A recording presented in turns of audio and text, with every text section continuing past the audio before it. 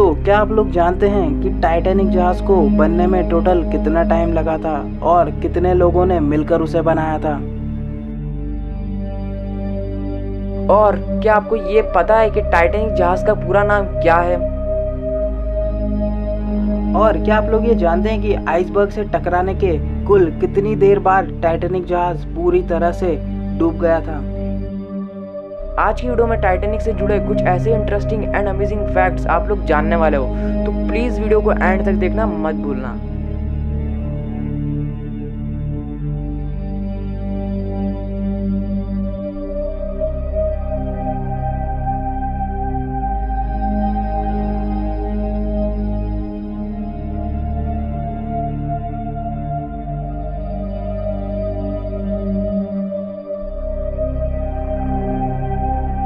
जब टाइटैनिक बनकर तैयार हुआ था तब यह दुनिया की सबसे बड़ी चलने वाली चीज़ों में से एक था।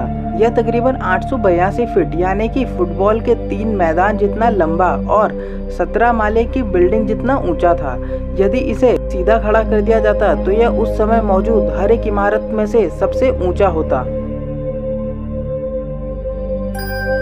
टाइटैनिक जहाज का पूरा नाम था RMS टाइटैनिक, जिसका कि मतलब होता है रॉयल मेल शिप।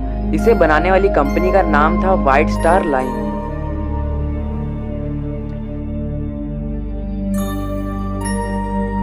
टाइटैनिक जहाज नॉर्थ आयरलैंड के बेलाफेस्ट में 31 मार्च 1909 को 3000 लोगों की टीम ने बनाना शुरू किया था।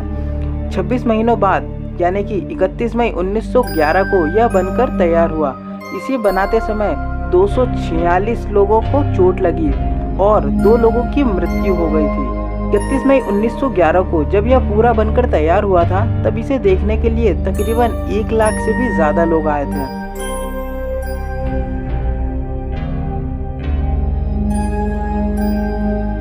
उन्नीस 1912 में टाइटैनिक बनाने वाले कुशल कारीगरों को एक हफ्ते में $10, वह अकुशल कारीगरों को एक हफ्ते में $5 मिलते थे।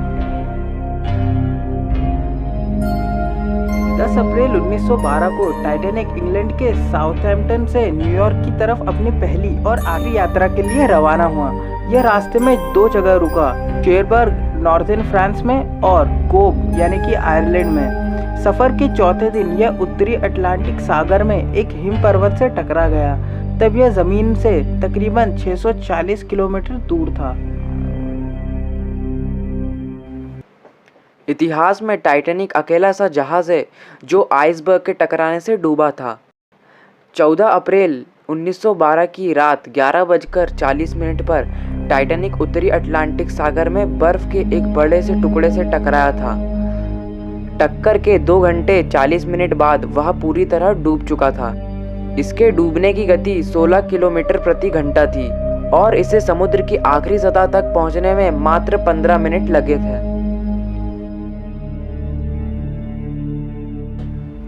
जब ऑफिसर्स को आइसबर्ग दिखाई दिया तब उनके पास एक्शन लेने के लिए महज 37 सेकंड बचे थे। आइसबर्ग दिखते ही फर्स्ट ऑफिसर मर्डॉक ने जहाज को लेफ्ट मोड़ने का और इंजन रूम को इंजन रिवर्स चलाने का ऑर्डर दिया और जहाज को लेफ्ट मोड़ भी दिया था, लेकिन ये उस आइसबर्ग से बचने के लिए काफ़ी नहीं था। यदि 30 सेकंड और पहले पता लग जाता तो शायद टाइटैनिक को बचाया जा सकता था।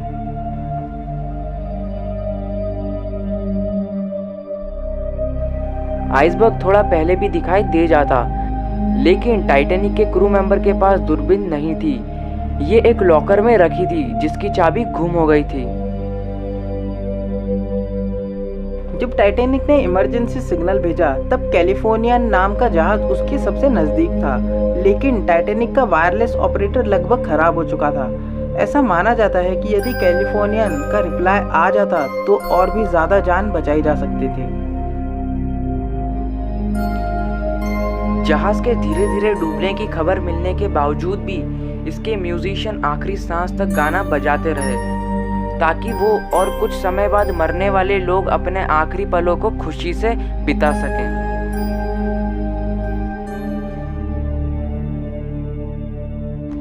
टाइटैनिक जहाज पर डूबने वालों में से सबसे ज़्यादा पुरुष थे, क्योंकि इस मुश्किल की घड़ी में कुछ समझदार लोग निकलकर आगे आए और उन्होंने कश्तियों में बैठाते समय महिलाओं और बच्चों को प्राथमिकता दी, जो कि प्रोटोकॉल का हिस्सा था। और लाइफ बोट फर्स्ट क्लास की टिकट लेने वाले लोगों के सबसे नज़दीक थी, इसीलिए फर्स्ट क्लास के 60%, सेकंड क्लास के 42% और थर्ड क्लास के सिर्फ 25% यात्री ही जिंदा बच पाए थे। तो आज के लिए बस इतना है, मिलता है नेक्स्ट वीडियो में। Till then stay safe, stay healthy. जय हिंद, वंदे मातरम। और हाँ, 1 subscriber is equal to 100 motivation. तो जिन्होंने भी चैनल को सब्सक्राइब नहीं करा है तो वो ज़रूर से चैनल को सब्सक्राइब कर लेना।